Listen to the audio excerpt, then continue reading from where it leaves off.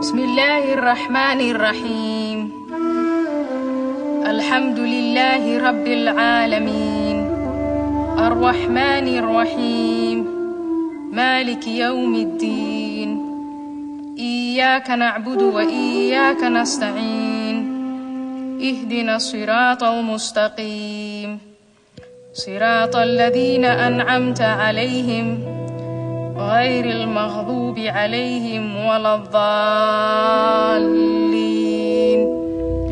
آمين. O Allah, as I lie here wounded, my spirit broken, I hear in my head the judge's voice as he pronounces me guilty. The sentence I have to serve is in your words. The woman and the man guilty of adultery or fornication, flog each of them with 100 stripes. Let no compassion move you in their case, in a matter prescribed by Allah. If ye believe in Allah and the last day, and let a party of the believers witness their punishment.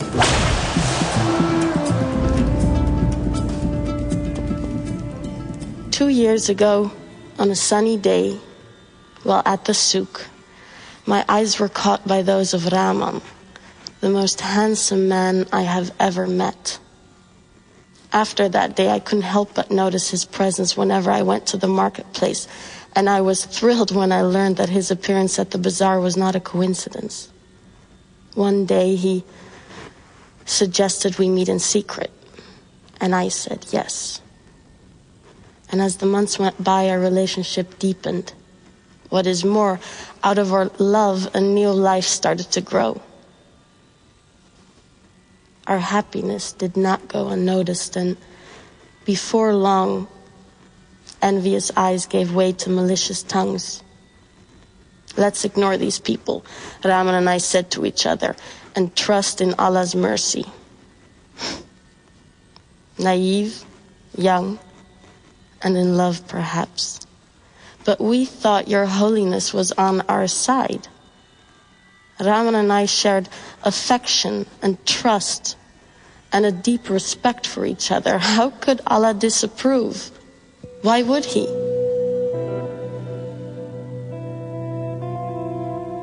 When I was 16, my father broke the news to me in the kitchen. You are going to marry Aziz, he said. He's from a virtuous family and will take good care of you. My wedding day was more of a celebration of my family than of mine. Once in my marital home, my husband approached me. Ever since, I recoil from his touch. I am repulsed by his smell, even if he has just had a bath. Yet, O Allah, I obey his commands sanctioned by your words. And I let him take me because each time I push him away, he quotes you. They ask thee concerning women's courses. Say, they are a hurt and a pollution. So keep away from women in their courses and do not approach them until they are clean. But when they have purified themselves, ye may approach them in any manner, time, or place ordained for you by Allah.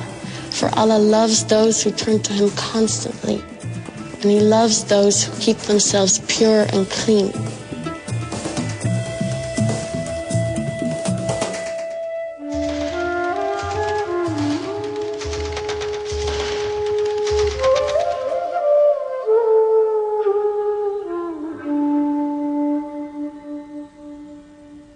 O Allah, Most High, You say that men are the protectors and maintainers of women because you have given the one more strength than the other. I feel at least once a week the strength of my husband's fist on my face.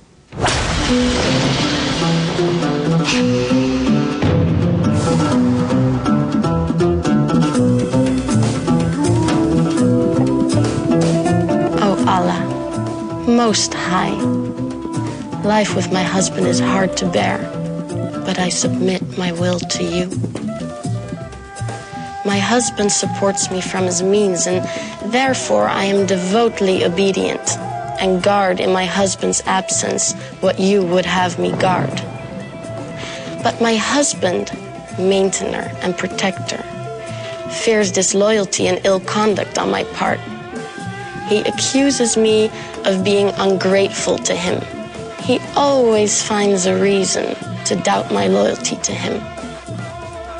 And after a series of threats and warnings, he starts to beat me.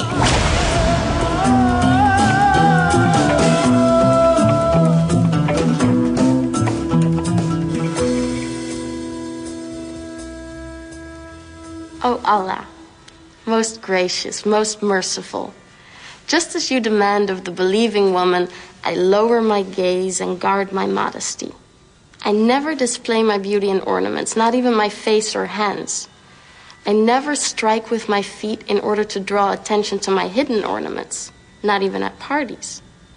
I never go out of the house unless it is absolutely necessary, and then only with my father's permission. When I do go out, I draw my veil over my bosom, as you wish. Once in a while, I sin. I fantasize about feeling the wind through my hair or the sun on my skin, perhaps on the beach. And I daydream about an extended journey through the world, imagining all the places and peoples out there. Of course, I shall never see these places or meet many people because it is so important for me to guard my modesty in order to please you, O Allah. So, I cheerfully do as you say and cover my body from head to toe, except while I'm in the house with family members only. Generally, I'm really happy with my life. However, things have changed since my father's brother Hakim is staying with us. He waits till I'm at home alone and comes to my room and he orders me to do things to him, to touch him in places most intimate. So since he's with us, I took to the habit of wearing the veil inside in order to deter him. That doesn't stop him, though. Twice now, he unveiled me, ripped my inner garments, and raped me. And when I told my mother, she said she would take it up with my father, but my father ordered her and me not to question his brother's honor. I experience pain each time my uncle comes to see me. I feel caged like an animal waiting for slaughter, and I'm filled with guilt and shame, and I feel abandoned, yet surrounded by family and friends. Oh, Allah. Hakim is gone now that he knows that I'm pregnant.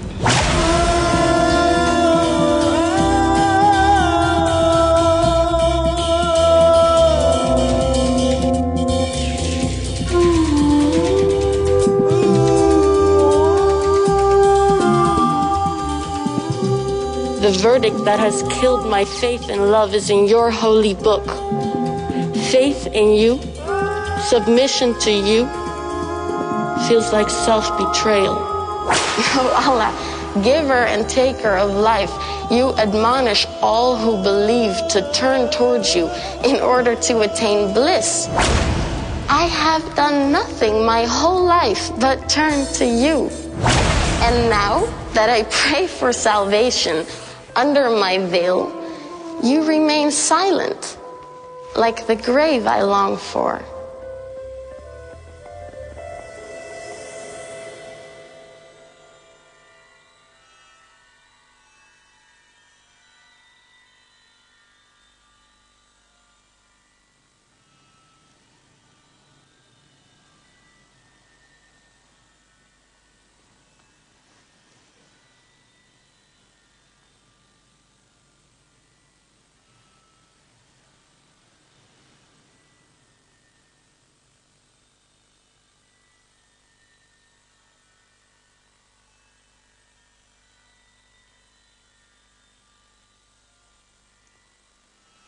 Assalamualaikum warahmatullah. Assalamualaikum warahmatullah.